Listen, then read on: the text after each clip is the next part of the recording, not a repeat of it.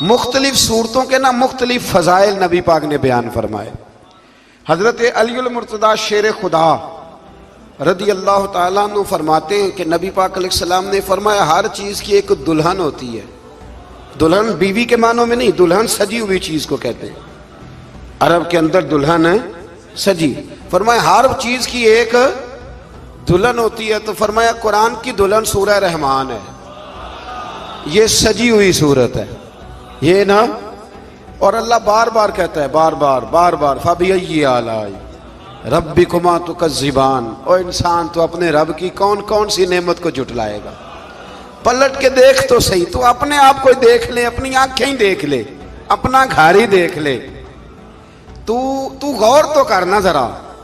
یہ نا بہت سارے لوگوں کو بڑی دشواری ہوتی ہے، وہ ہر وقت ہاتھ میں رومال پکڑے رہتے ہیں، کہتے ہیں جی میرے منہ سے نا کئی دفعہ قطرہ نکل جاتا ہے تھوک کا، تو کسی کے منہ پہ پڑ جاتا ہے۔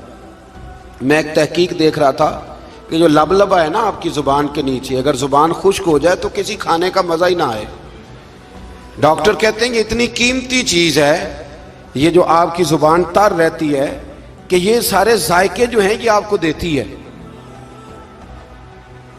اگر کبھی زبان پک جائے نا تو اچھی طرح پکی ہوئی چیزیں بھی مزہ کوئی نہیں دیتی، بلکہ جلتی رہتی ہے ہر شے۔ اللہ نے جو بنایا ہے نا، جہاں بنایا ہے کمال ہی بنا دیا ہے۔ اور فرماتے ہیں فَبِأَيِّ آلَاءِ رَبِّكُمَا تُكَذِّبَانِ، اپنے رب کی کون کون سی، تو کہاں جائے گا؟ اور شروع کہاں سے کیا؟ فرمایا الرحمن علم القرآن، فرمایا رحمان نے اپنے حبیب کو قرآن سکھایا ہے۔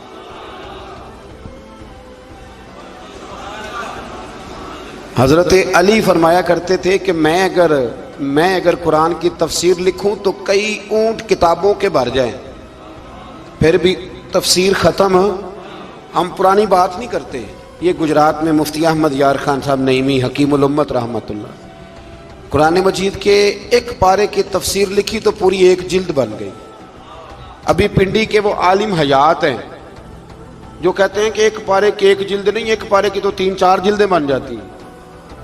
اعلیٰ حضرت فاضل بریلوی سے کسی نے کہا تفسیر لکھیں، فرمانے لگے میں لکھوں گا تو پڑھے گا کون؟ فرمایا میں تو سورہ بددعا کی تفسیر لکھوں تو کئی جلدیں بن جائیں۔ اتنا وسیع۔ اور بتائیے یہ وہ لوگ ہیں جنہوں نے استادوں سے قرآن سیکھا ہے، تو جس رسول نے اللہ سے سیکھا ہے، جس نبی نے اللہ سے سیکھا ہے، اس کے آپ کیا صاحب بات کرتے ہیں علم کی، اور آپ ترازو لے کے بیٹھے ہیں، آپ کیسی بات کرتے ہیں؟ میرے محبوب کو رب کہتا ہے میں نے قرآن سکھایا ہے۔ خلق الانسان، فرمایا پہلے قرآن سکھایا ہے، پھر میں نے اس انسان کامل کو دنیا میں پیدا فرمایا ہے۔ علمہ البیان، اور پھر میں نے اسے بیان سکھایا ہے۔ یہ بیان کون سکھاتا ہے؟ یہ قرآن مجید کہہ رہا ہے بیان کون سکھاتا ہے؟ کچھ دوست ایسے ہوتے کہتے فلانا آدمی مقرر ہے جی، تو کیا مقرر آدمی جو ہوتا ہے وہ بالکل فضول آدمی ہوتا ہے؟ اللہ کہتا ہے کہ یہ جو بیان ہے نا یہ بھی میں ہی سکھاتا ہوں، ہر ایک حصے میں ہر نعمت آتی یہ بھی اللہ ہی سکھاتا ہے۔ اور نبی کریم علیہ السلام نے فرمایا بعض بیان جادو ہوتے ہیں، وہ جادو ہی کر جاتے ہیں جی۔ کچھ لوگ ایسے ہوتے ہیں جن کا ایک جملہ انسان سنتا ہے تو ساری زندگی کے لیے کافی ہو جاتا ہے، اللہ تاثیر کی دولت عطا کرتا ہے۔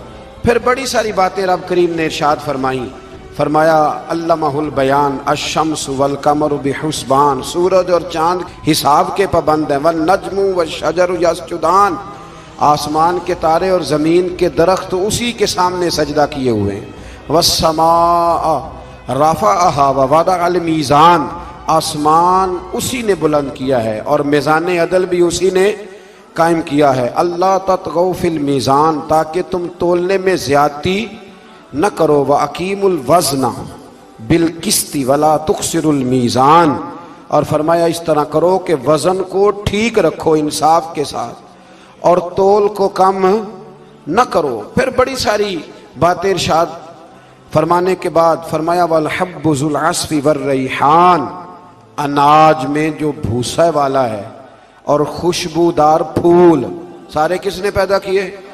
فرمایا فَبِأَيِّ آلَاءِ رَبِّكُمَا تُكَذِّبَانِ، تو تم اپنے رب کی کن کن نعمتوں کو جھٹلاؤ گے؟ فرمایا خلق الانسان من صلصال کالفخار، ہم نے انسان کو بجنے والی ٹھیکری کی مٹی، جو بجنے والی مٹی ہے نا جو خشک ہو جاتی ہے، اس سے پیدا فرمایا۔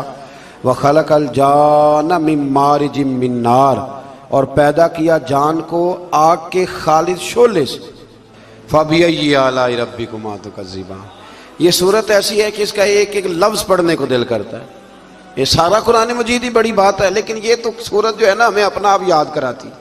بہرحال اللہ تعالیٰ نے بار بار ایک بات کا ذکر فرمایا، اور اسی سورہ مبارکہ میں نا پھر ایک سبق دیا۔ فرمایا ڈر جاؤ۔